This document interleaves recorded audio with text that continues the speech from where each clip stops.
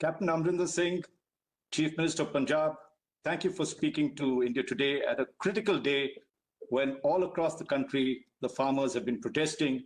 Their life and livelihoods are in question.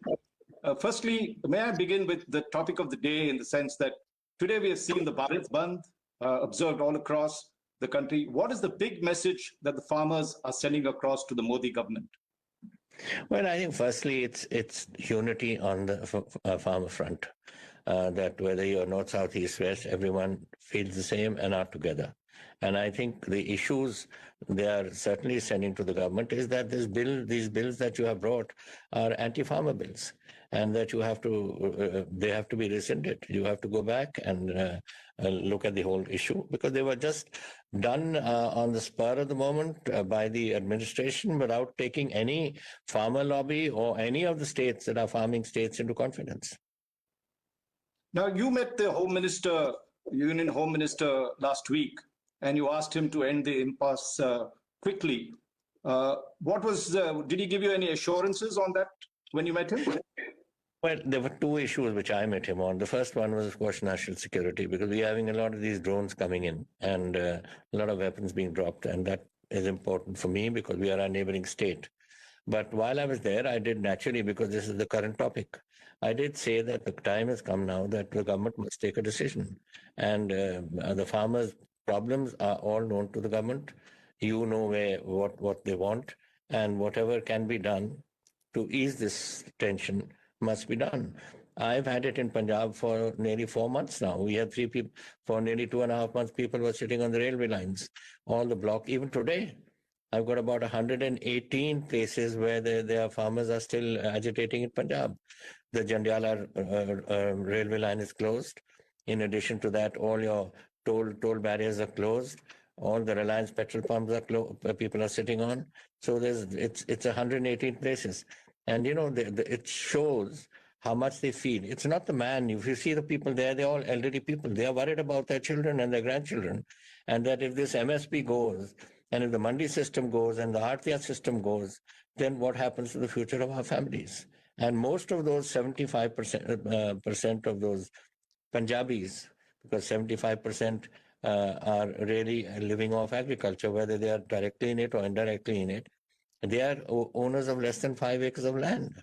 And half of them own even 1 acre or 2 acres. How do they exist? Those poor people who are sitting out in the cold there and braving it out are just little marginal farmers. And that is what is sad, which is happening. And they're doing it. Sorry. No, I'll come to the economy part. You had mentioned the security issue, and you talked of the drones coming from across the border. Is this also, is there a concern that some of this the agitation could harden, and we could see the return of extremism in Punjab if the issues are not sorted out? No, I hope not. I hope not. Well, you know, when things heat up, then anything can happen. You never know. I've seen it happening for a long time. I can tell you the pre-1984 period, I was very much there. Post 1980, right up to the time of the assassination of our chief minister, there issues suddenly flare up. So I hope this is not going to be so. And that is what I'm hoping, that this issue with the government of India does end and people can get back to their jobs. Otherwise, you never know how youngsters react. But is there a genuine fear of Khalistani elements infiltrating the farmers' agitation? Did you warn the Home Minister of the same? And did you say if the agitation is not brought to an early end, we could see the birth of hardliners? Well, I can tell you one thing about the farmer agitation, that there were a lot of people who came there wearing all sorts of T-shirts, and the farmers got them to take them off. Somebody was wearing Khalistan, somebody was wearing something else, and they were taken off. So the farmers don't want any of this political business to be into their thing. They only want their own bread and butter issues to be discussed. And the people took them off. So I hope that this issue will end so that we don't have to look at that sort of a situation again. Now coming to the economic part, Punjab was considered at the forefront, the leader of Green Revolution 1.0. But when it comes to what the Modi government calls Green Revolution 2.0, the big changes, Punjab seems to oppose it the most. What is the big reasons Punjab is doing this? Yeah, it's a very simple thing. You know, we have a system here. Green Revolution came in 66, 67, that period. I was farming myself then. I knew exactly what happened. And then we were involved in this getting food. We went out in the begging bowl everywhere, wherever there was surplus, whether it was Australia or Canada or America and all. We signed an agreement of PL 480 with the Americans. And we were getting food wheat given to us by them. It was then our people in Punjab, the Punjab Agriculture University, which took on the challenge, and we got the Mexican wheats and the Philippines rices, and they worked on it and they developed it. And within 4 years, India became self-sufficient. And today we are doing that. That is what the people are, upset about. And so am I upset about that. When the country needed everything, the food grains, we worked hard in the winter, in the freezing cold, in the summer, and we produced the crops. And when now other belts are developed, the Narmada is developed, the Ganga basin is developed, your Kaveri basin is developed, and there's enough rice coming, then thank you very much to the Punjab farmer, push him out. What is this business of going about it? I think this is what is hurting people most. कि जब हमारी जरूरत थी तब तो हमारे से काम कराया, जब हमारी जरूरत नहीं है तो out. Now that is not a fair thing. That is a wrong thing to do. Punjab, and my Punjab, I'm only 2% of Punjab, of India, and only 2% of the people of India, and yet I produce over 40% of the nation's food even today. Tomorrow, if there is a famine, who's going to save you? It's going to be the Punjabi farmer that's going to save you. So don't look at plenty today. There may be a paucity tomorrow. Now, if you dissect the three bills that were passed, or the three acts that are now, let's take a look at the opening up of the APMC system, the fact that they've talked about one nation, one market. What is so wrong with that concept that upsets Punjab, that they feel that the APMC system is the best way to go forward? No, that's not what it is. The system is that we've always had. Firstly, you have the Arhtiyas, which do your buying. Arthya has a very close association for the last 100 years with the farmers, so that they have a sort of a family relationship. Anytime at night, if an Arthya has a tragedy in his family and has to rush his child to hospital, he goes to his Arthya, knocks on the door and takes 1,000 rupees or 1,500 and rushes his child to hospital. Can he do that with the corporate world? The banks are not open and nothing is open. That relationship is gone. And they have had it for 100 years. So while that was working, you could start your other system off. Who is stopping people from coming and buying food here? I've got ITC buying potatoes. I've got Pepsi Cola buying potatoes. I've got my Kinos going to Bombay and to Madras and all to other factories. Who's stopping anyone? But I was one in the last government. I was the one that Field to Fork program, which I was trying to do with the Ambanis. What was I trying to do?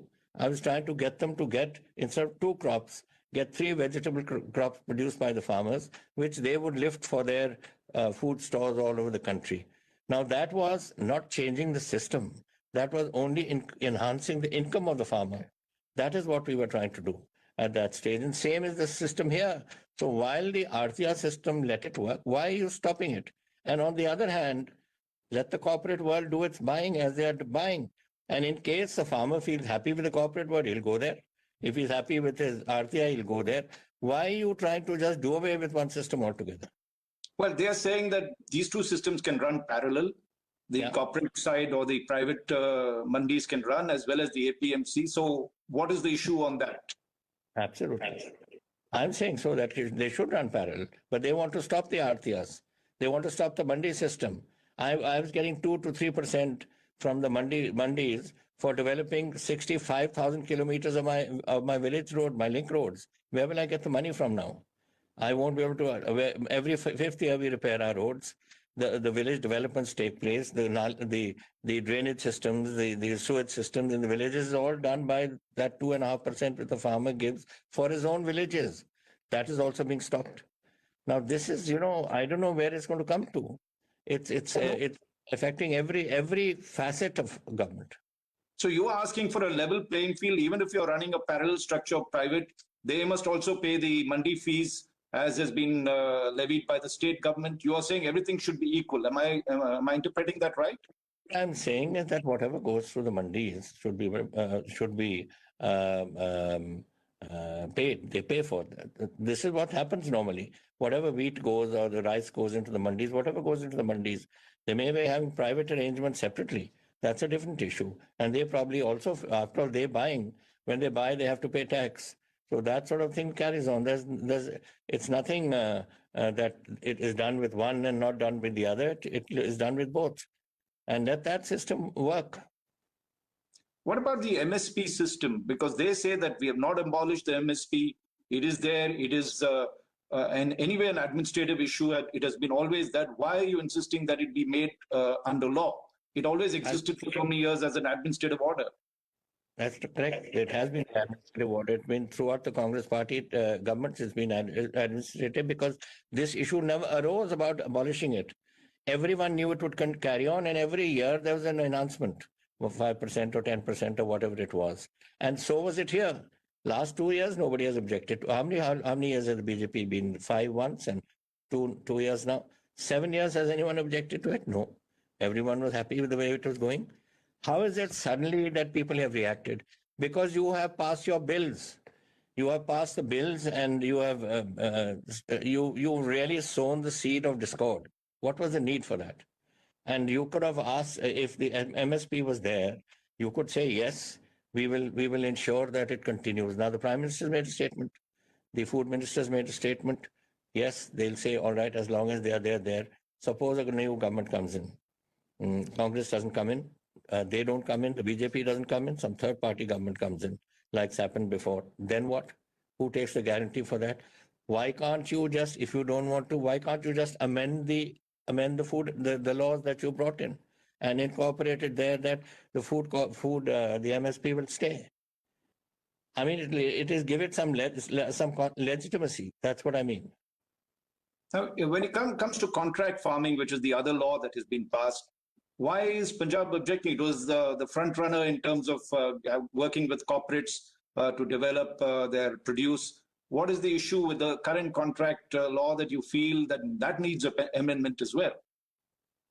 Well, there are 3 bills that have come. One, of course, is hoarding and all that sort of stuff. That's except that nobody's really concerned in. You are concerned in 2 which are related to the cropping and that sort of cropping patterns and purchases and sales. And that nobody has any objection to. But if there is any objection on any particular issue, it can certainly be amended. After all, how many times, Raj, has the Constitution been amended since it was adopted? 100 and something times. If you make a little change in nobody's in this Constitution again, will it destroy the whole system? I mean, it's a simple thing that if there is the whole of the nation, all the farmers of the country are agitating today on an issue, they also have a mind. They have brains. They have way to think. They know what their future is. They are very bright people who know how they have to survive. And why don't you just listen to them rather than sit with 20 secretaries in Delhi and decide what you have to do about it? Just ask them, and they are willing to go. Let them sit with the Home Minister. Let them sit with the Prime Minister. Let them sit. They are already interacting with 3 ministers, and everyone knows in Delhi now exactly what they want. Small changes. They want the MSP to be legitimized, that it continues regardless of which government comes into power. They want the Mandi system to carry on. They want the Arhtiyas system to carry on, and they want the fees that are paid for the development of the rural areas to carry on. Is that a big hassle? And while you want the corporate world, we also, if the corporate world, if I have too much food, which I have today, I'm today now talking to the UAE, United Arab Emirates. They want a food security of their own, and they want to spend a lot of money in India to build up their own stocks. And one of the states they have chosen is Punjab. And they want to come here and put up their place and buy wheat and whatever else they want, basmati or whatever, and store it for themselves. So that's also a sort of a corporate world. Let them come, and if they are going to pay more than what the MSP is, better for our farmers. The more the competition, the better for our farmers, but keep both systems going. That's my feeling. Now, why do you think the center has done this? I mean, what is the big suspicion that the farmers have about the center's motives in this? Frankly, I don't know. I'll tell you, I'm the one who represents the state that produces the most. A committee was set up. Punjab was not a member of it. And then I protested. And I said, we are the one give 40% to the nation's food pool, being 2% of India. And for God's sake, we should be represented and our views should be taken. By that time, they had the first meeting and decided on their policies. Then they sent for us. And then the second meeting was a discussion on some financial issues, where I sent the finance minister to attend, Mr. Manpreet Badal. And the third meeting was summoned. Our agriculture officers were summoned and were told, decision has been taken. We have just called you to inform you. So we have no part of the policy. We don't know how it was discussed, who discussed it, why it was discussed, and who's behind it, and who are the brains behind it. God alone knows. So you think even the fact that the Badals, Sukhbir Badal and his wife Harsimrat Kaur Badal, who was a union minister, were not in the know of these laws, despite being both allies, the Akali Dal being an ally of the NDA, as well as having one of their ministers? If they are saying that, fine. Let me tell you that Mrs. Badal was part of the Council of Ministers, which approved the ordinance. And the ordinance, she was sitting in the meeting when the ordinance was approved. And after that, it went to Parliament and was made into a law. On the part of Mr. Sukhbir Badal is concerned, I called an all-party meeting. He came the first time and gave a wishy-washy answer. No, nothing positive, not for, not against, and went out. Second time I called the meeting, an all-party meeting, he never showed up. The whole Akali Dal didn't show up. Then we had a Viran Sabha session in which we brought it up. And in that, they walked out, the Akalis walked out and didn't take part in the voting and the discussion on it. Now, these are the sort of double-faced things. They wanted to keep Delhi happy and they wanted to keep the farmers happy. They ended up by keeping nobody happy. That's the way it is from the Akalis. Well, their countercharge to you is that when you came to power, you had promised that you would waive off the debt of all farmers, either get the center to do it or the state do it, but you haven't done it so far. What is the truth about that statement? No, that's not true. Raj, look, we have taken, everybody has a shortage of money. The whole country has a shortage of money. I have a shortage of money too. What I have done in the first phase is we have brought it up to 5 acres of land. Anyone who owns 5 acres of land, whatever his debt was there, we paid. We paid, I think, about 6,000 to 7,000 crores to pay. We've given it to all the farmers up to 2 lakhs. Not indefinite. If somebody has a debt of 25 lakh, 20 lakhs, I can't pay it. If as of 10, I can't pay it. But we fixed that up to 2 lakhs we would pay, and we paid. We've done 6,000 to 7,000 crores on that. Now I have about 500-600 crores left, which I'm giving to the landless laborers of the agriculture sector, because they are the ones who live off the farmers. And if the farmer is not able to look after himself, what is he going to give them? So therefore, their debt we are also paying now. That is the last debt which is left. So this business of saying that I'm going to pay off the whole thing and waive off about 60 to 70,000 crores, it's not in my capacity to do. I can, whatever was in my capacity, I have done it. Now, they also say that, and particularly the Modi government and the NDA say that the Congress is being duplicitous because in its manifesto for the 2019 Lok Sabha election, it actually promised similar things, APMC reforms. Why is it opposing it now? But the Congress party neither did we in 2017 in our manifesto put ever that we will do away with the Arhtiyas system and the Mandi system. We said other things. Yes, we would like others to come in. I wanted the Reliance chaps to come in and start doing it I'm talking about 2002, when my last government was here. We were looking at some ways of increasing the income of the farmers. I've told you just now that the United Arab Emirates are going to hopefully buy from us. And already there are people in Punjab, umpteens of companies. All my milk is virtually in the hands of the foreign companies. Nestle's is there. There was Horlicks in Nabha, and there was Ovaltine in Patiala, and there were various units which had come up. And similarly, I've got ITC now buying potatoes for their snack food, and I've got Pepsi buying for their snack foods. So everywhere this is going on. There are many other plants which are coming up. So I'd be happy for them to come and work, but alongside a system that has always existed. So the Congress never promised in its thing to abolish the APMC or bring any of these reforms in its political manifesto. Look, one thing is there. You must remember that agriculture is my subject. It's a state subject. Center has no business to interfere in our business. whether it's with this center or any other government. So the government wouldn't have never, Dr. Manmohan Singh's government, I can tell you now, he would never have said that stop this Arhtiyas system and stop the system that's been working for hundreds of years. And I don't think that would have been reflected in the manifesto. Yes, it may have said that we want to modernize the system. By all means, modernize the system. But leave a system that has been in use, functioning for the last 100 years. Why do you want to change it? And I bet not. And similar as in the case in 2017, we said, yes, we would like to modernize the system, but we never said that we will do away with the Arhtiyas and the Mandi system. So you think the era of the, if one could call it that, the era of the Modi government was not to get into consultations with you all. They should have had prior consultations with all the stakeholders. You think that's one of the big issues why there's such a confrontation? Absolutely. And then when it came up for discussion in Parliament, you never even had a discussion. You just bulldoze it through in the Rajya Sabha. At least because you knew that there would be a reaction. And therefore you didn't. But now this is, short-circuiting your entire constitutional process. And far as this is concerned, which now the country is facing, it is not taking the stakeholders into confidence. We are 70% of the farmers of India are subsisting on agriculture. Surely you must ask a little fellow in Maharashtra what he wants, and the chap in Karnataka what he wants, and somebody from Bengal or Odisha and Punjab and Himachal and Kashmir. We all have our own views. They have different types of systems and problems. But we are there, and you can ask us. But when you're not even looking at the state that contributes the most to the country, then who are you going to ask? You could have called me and said, Captain Saab, this is the issue. I would have given you my views there and then, and then you could ask others and come to a consensus on it.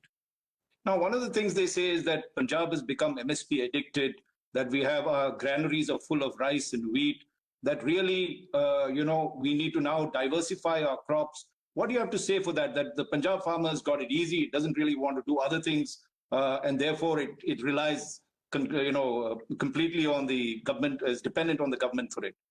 Absolutely. It's not that only. Look, let's divide this into two parts. Where does that food go to, which we buy? It goes to the Food Corporation of India. Food Corporation of India is buying it on behalf of the Food Ministry. And the Food Ministry finally, most of that goes into the public distribution system to feed our poor. Where is it going to go now? If some big corporate houses buy it, is it going to go to supplement the PDS system? No. So that is one side of the story. As far as the other is concerned, in the MSP business, Punjab's always done it. We are not asking for any favors. We are asking for our right. Our right is the price for our food. If you say that you don't want an MSP and everything is great, then tell me one thing. MSP for maize is 1,800 rupees, right? No agency is supporting it. And this time when the assembly session was on, one MLA raised the question of that morning from Hoshiarpur, that in the Hoshiarpur that morning, maize had sold at 600 rupees a quintal as against an MSP of 1,800 rupees a quintal.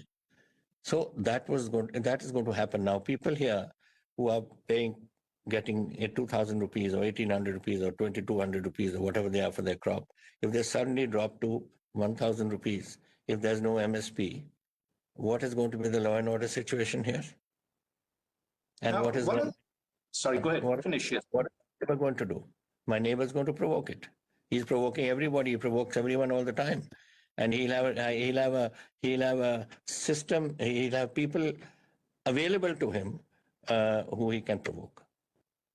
Now, one of the issues is that Punjab growing so much rice in terms of water tables, that water table is dropping dramatically, and therefore it's in the interest of Punjab to look at diversified crops, including high-value crops like horticulture and others. Why isn't it doing so? We are doing so. We are absolutely doing so. In fact, this time I've had a lakh acres more in cotton, and cotton we've had a bumper good crop in cotton, which has come in. And it's 1 lakh acres has been shifted from paddy to cotton. And despite that, we've had a bumper crop in cotton, in paddy and in wheat. Punjab has never produced as much paddy or wheat this year as is done now. 7,500 crores worth of crop has gone into the farmers' pockets here. That is happening. But that's one side of the story. The other side is that they are little farmers, half acre, 1 acre, 1.5 acres, 2 acres. This is just subsistence for them. And therefore, we have to look at them. My fight is not for big farmers. I'm not for big farmers. They are capable of looking after their own problems. Mr. Badal can look after his own problems. I can look after my own. Somebody else can look after their own. My fight is for those under the area of 5 acres, which I have been helping from day one when we came in, and we've given them that 2 lakhs each to try and help them out. That is the farmer I'm looking for, and the person who's smaller than him. Would you think it would have been better that the state and the central government work together to work out a diversification plan, and whatever the funds you require, whether it's horticulture now, that is extended, and you have that buffer period before you start switching crops? Would that have been a better solution, the way forward? Well, we are already working on the diversification program. In fact, I was the agriculture minister in 1985, 86. I was the one who took up the first diversification program then. Then I was agriculture minister as chief minister from 2002 to 7. I did agriculture again, diversification. Again, now we've shifted, as I've just mentioned to you, 1 lakh acres out. But you have to give us the price. The price has to be sustained. Somebody has to sell it. My little farmer of half acre, my neighbor here, I can see him through the window. He can't go and sell it, get a price for himself. He doesn't know where to sell it. He only knows a little Arhtiyas he deals with. So this is the way that some system will have to be worked out as to how that can be. Yes, we are losing water. Today, my water table is falling dramatically. In Patiala, when my father built his house in the 60s, 50s, 60s, that time the water table was 30 feet, and today it is 350 to 400 feet. And then all your glaciers have disappeared. Your river waters are falling. We are all heading for a crisis. It's not us alone. It's the whole country is heading for a crisis. All your water tables everywhere are dropping, whether it's in the Brahmaputra, whether it's in the Jamna, Gangotri basin, or it is our basin here. It's all going. So we have to think of it as a national problem and deal with it that way. Now, would you, for instance, when we look at reducing the dependence of Punjab on agriculture, much of its revenue comes from agriculture. What about industry? What about manufacturing, service sector? What are you doing to ensure that the youth are getting employment elsewhere rather than being disguised employment in agriculture? Well, let me tell you, we have given a lot of jobs this year, 3 types. One, direct government jobs. Second, jobs where we've given to the private sector, got for the private sector. And third is, of course, startups. And I think overall, it's about 16 lakhs of people, that's youngsters that we have in the last 3 years, 4 years, been able to accommodate this way. That's one side of the story. As far as industry is concerned, I've got about now nearly 70,000 crores of rupees, which has come on the ground. Not MOUs, but actually agreements which have been signed, and construction has commenced on the ground. That's industrial work that's coming into Punjab. And people come here because they like the atmosphere, and they like the people. You know one thing, we have never had an industrial strike in Punjab. Nobody knows that. I've never had it. This is the dharna of the farmers. But the industrialists have never had any strikes. And therefore, they like the atmosphere of working here. And people are coming, not only from overseas, not only foreign companies, but even our own Indian companies are shifting here. And I'm very happy about that. And we are more and more, we have just set up 4 more industrial parks, one in Bathinda, one in Ludhiana, one in Rajpura, and one in somewhere else, 4 parks we are setting up. And then allowing anyone else to come and develop wherever they can, of course, and we're giving them all the facilities. And then we've done away with all the system of 17, for instance, you've got to get 17 sanctions before starting. We said start and get your sanctions afterwards. Don't get your sanctions first and start. It used to be the system. We just want people to come, invest, start with your production, and gradually get whatever you want approved. So we are giving the right... Sorry, yeah, go ahead. Yeah. No, I said giving the right atmosphere, and we're giving all these facilities, and I think people are looking at us in a fairly substantial manner.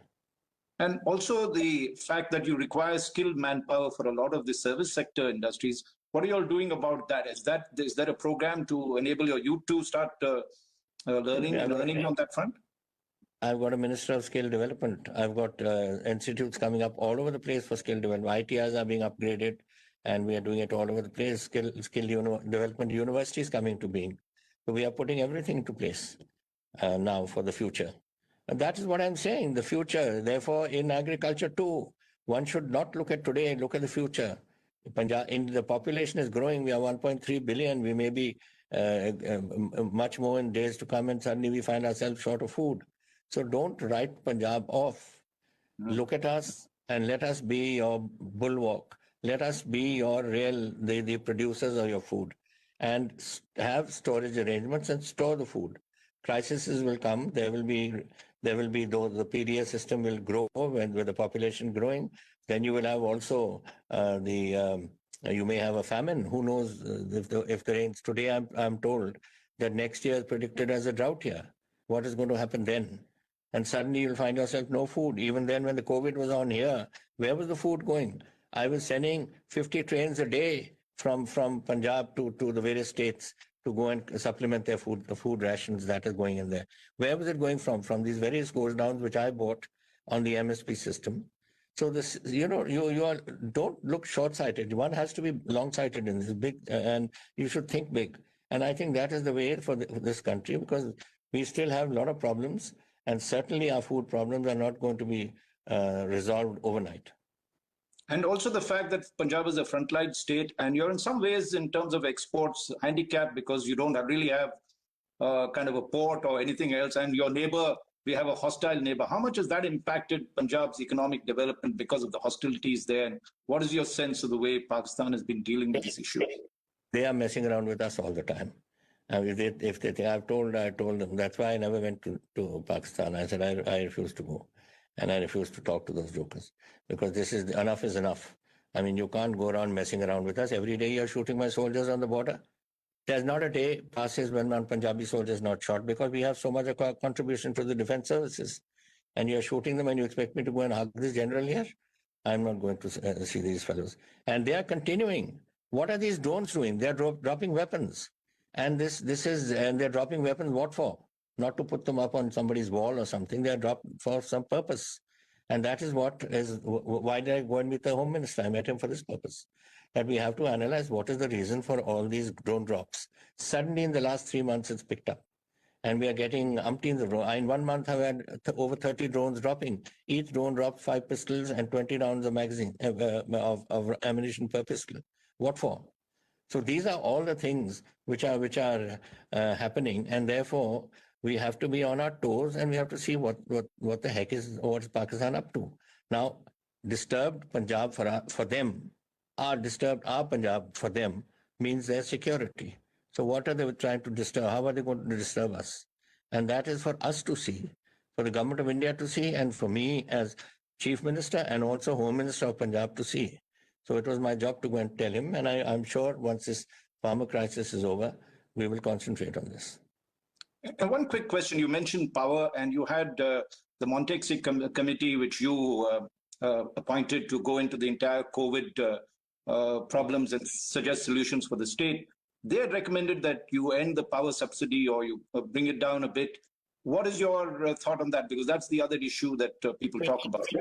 We need the full report, and the full report will come to us yet. Yet we only had the preliminary report, and then we'll have to have a discussion. I've had two virtual sessions with people, because there are a lot of people who've contributed who are in the United States or England or wherever else, and we've had these.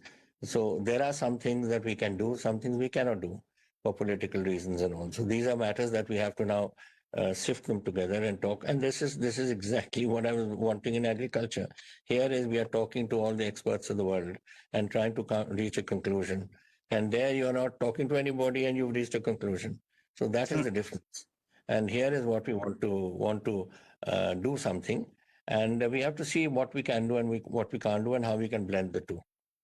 Now, finally, what is your message to the central government, to Mr. Modi, at this critical juncture on the farmers' issue? In this business, amendments have come many times in the Constitution, in Parliament. I have been in Parliament twice. I've seen that these things happen. It's very easy to amend things, provided you are convinced that these are genuine things. So, as I said, how many times have the Constitution been amended since the beginning? Umpteens, I've even forgotten, I lost count of them. So, sit and finish it. Those are my poor old and men, women, and children sitting there. This morning, one of our women died there. We've had a number of casualties because of the cold, and she was a 70-year-old woman, younger than me. I'm 78. So, and there she was sitting, and the poor woman died in the cold. And let's finish this. We want happiness to come again. We want people to work together. We are all part of the same country. We are doing the same thing, and I hope that we will be able to. They will be able to resolve this problem and send our farmers back to where they belong by making them happy. And that is a very simple thing. What is there to have some protection for the MSP? It's not a big deal. What is there to continue your Mandi system with the Arhtiyas system alongside your other issues which you want? Thirdly, for the development of the rural areas, why are you denying us that 2 to 3% so that we can do our road? These are the three things they're asking. What's the big deal in this? I can tell you, if I was there, I would have done it by now. I wouldn't have come into this situation. But had I come into this situation, I would have taken 2 minutes to decide, yes, you're right, I'm wrong. Well, why do we make a prestige issue? Well, Captain Abdul Singh, I hope Prime Minister Modi listens to what you've told us today, and they find a solution quickly to it. But thank you for your candor and also the wise words that you've put. Thank you very much, Captain. Thank you, Raj. Thank you very much.